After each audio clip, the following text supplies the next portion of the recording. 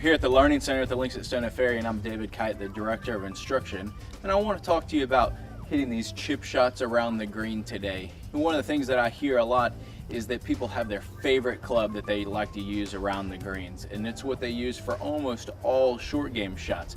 And while there's nothing wrong with having a club that you're comfortable with, what I want to suggest today is using multiple clubs to play multiple different shots. When you get locked into one club, it forces you to have to change your swing and play a bunch of different shots instead of letting the club do the work and just playing different clubs. So for example here, I've got two holes, one that's about 30 feet from me and one that's about 60 feet from me.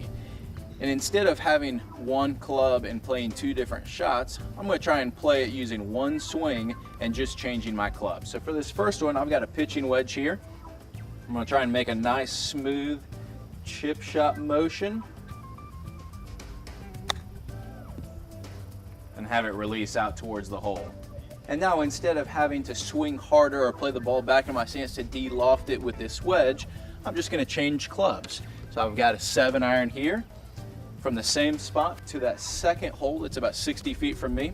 Try and make the exact same swing that I did with that pitching wedge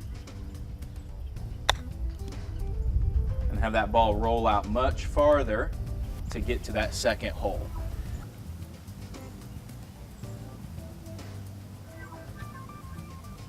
So instead of having to vary your swing and play a bunch of different shots, consider using a different club to change the chip shot that you're trying to play. You'll see a lot more consistency that way.